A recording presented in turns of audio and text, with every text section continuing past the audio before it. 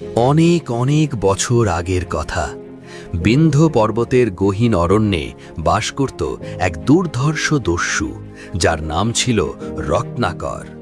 বনের ভিতর দিয়ে যাওয়া পথচারীদের আক্রমণ করা, তাদের ধন সম্পদ লুট করা আর অকাতরে প্রাণ কেড়ে নেওয়াই ছিল তার প্রতিদিনের কাজ।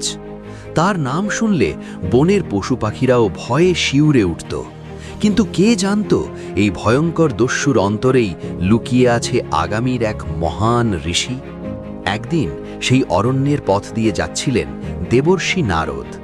তার হাতে বীণা আর মুখে মধু মাখা নারায়ণ নারায়ণ নাম।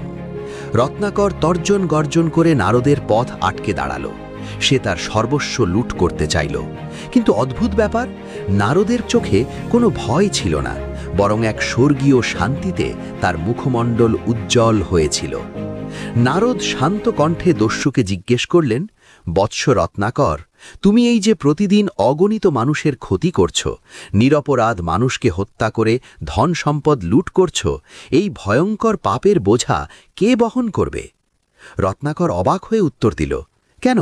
আমি যাদের জন্য এসব করছি সেই আমার স্ত্রী, সন্তান আর পরিবার এই পাপের ভাগ নেবে।